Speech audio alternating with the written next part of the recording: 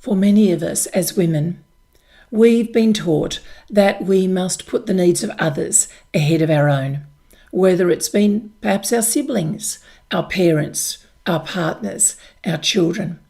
And for so long, we've accepted that that's the normal way of doing things.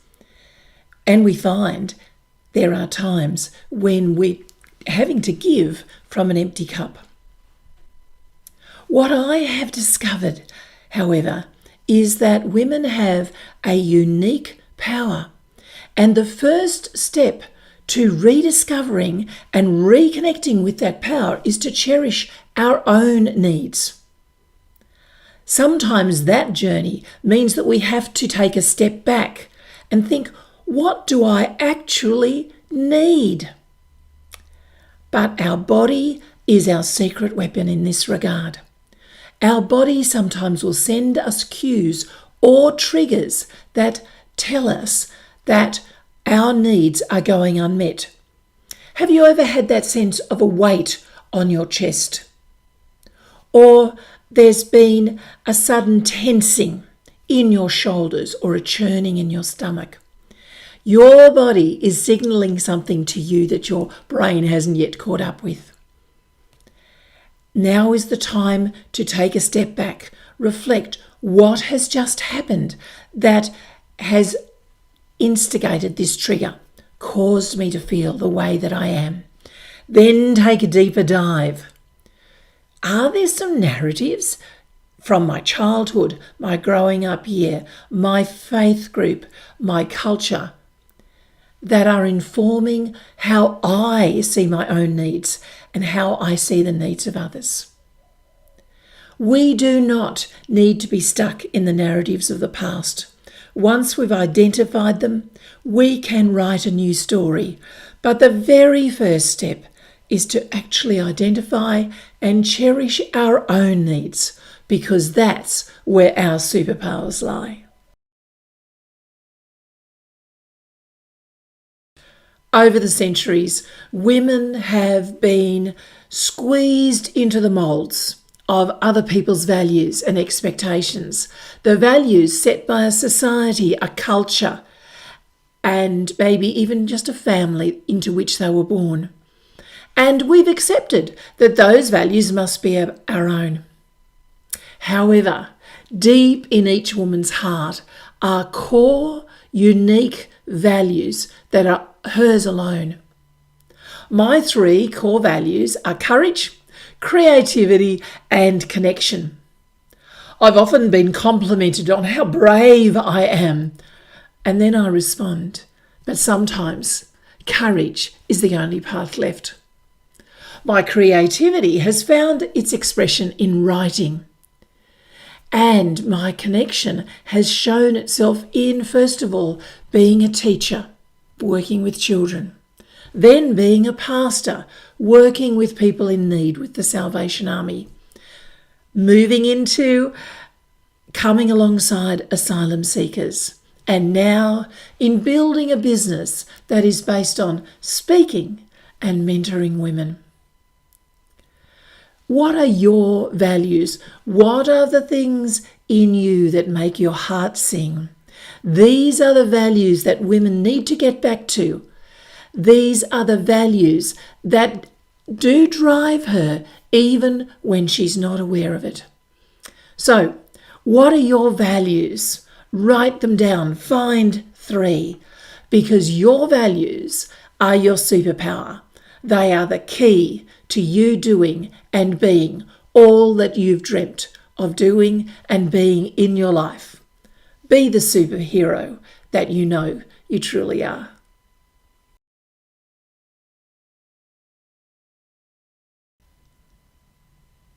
As women seek to rediscover and reconnect with their power, a key part of the process is to begin to understand what drives us. Unconscious bias sits just below the surface of our conscious thought. This is a human condition. There is no morality, no ethics attached with that quick, unthinking, way of perceiving the world. What we do with it, we can judge. But that initial thought, that bias, that quick thinking, there is no judgment involved in that, and it's part of how every person thinks. I believe that it's especially important for women to really understand that they have unconscious biases. Yes, we know we face them. Whether it's sexism or ageism or racism, we know what it's like to be on the receiving end of someone else's biases. However, for us, as we rediscover and reconnect with our power, understanding that we have biases that can get in the way of us being all that we truly believe we can is so essential. Let me give you a classic example from my own life. I began my business as a speaker when I turned 60. What was I thinking? The thought that was running through my mind was, I'm too old to be doing this. That was my bias, based on what I observed in my family from my siblings who were younger than me and moving into semi-retirement. And here was I starting something new from scratch. I had an ageist bias against myself that was getting in the way. It is key for us as women to understand these ways of thinking, to tap into what is going underneath the surface. And we can do this readily by a 4-step process. First of all, listen to what your body is saying. It could be something emotionally that's happening where you're feeling frustrated or uncertain. It could be a physical cue like a churning stomach. Then ask questions. What's just happened that makes me feel this way?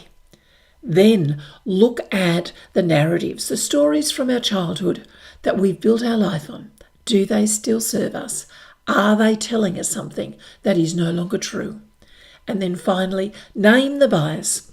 There's such power in naming our biases because what we name and own, we can change. We can then decide, is this way of thinking still serving me or can I let it go? So, women, we know what it's like to be on the receiving end of bias, but let's check our own because as we understand what drives us, we tap into the power that is truly our own and discover that we are superheroes in disguise. Over the last few weeks, I've been talking through a process, a personal process that I have codified for women as they rediscover and reconnect with their power. We've talked about cherishing our needs, identifying our values, understanding what drives us. And the 4th step now is to develop the subtle art of self-reflection. Self-reflection as a process is eons old. Thousands of years ago, the Delphic oracle Pythia wrote, "Know thyself." Unfortunately, women can put aside time to reflect because they're busy. They've got so many hats, or juggling so many things in the air at one time. And finding that quiet space to pause and reflect can seem precious and almost unattainable. However, as women take the time, honour themselves by giving themselves the time to process and look at what has happened, why they're feeling the way they are, asking questions about the decisions that they've made, they discover the beauty and the power and the uniqueness that lies within. I have heard people say that they don't want to do self-reflection because they're afraid of what they might find. But I've got a secret. There are no monsters lurking within. The joy that is found in knowing ourselves more deeply is one of the greatest things that we can experience in our journey through life. So women, I know you're superheroes in disguise. I want you to discover this too.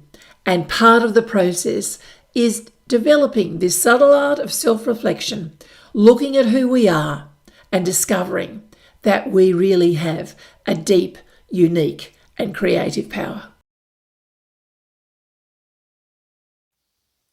The final step in the process is to begin to rewrite the narratives of our lives. All of us have grown up with stories about who we can be, who we must be, who we should be. And these stories have been so embedded in our lives that we don't ever think about whether they're true or not, or whether they're actually helpful or not. And it's very important as the last step of this process of reconnecting with our power and then really much tapping into it is to assess the narratives that we've been living by and see which ones no longer serve us. I'll give you an example from my own life. When I first started my professional speaking business, I had just turned 60. And the narrative that I had was at 60, I was too old to be doing this, that I had left my run too late. The reason I had this narrative was because my siblings, who were younger than me, were moving into semi-retirement. The story that I had was, that's what you did when you turned 60. And here I was starting a business. So I had to flip that script.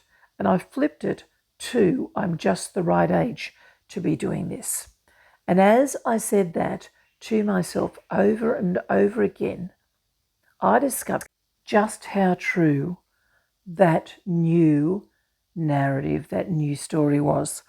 Because as I looked back over the last 10 or 15 years, I realized that I'd been putting my mental and emotional and physical energy into other things which were important at the time.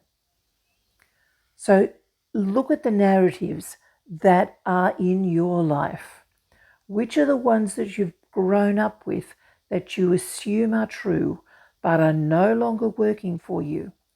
Flip the script, change the narrative, write a new story for your life.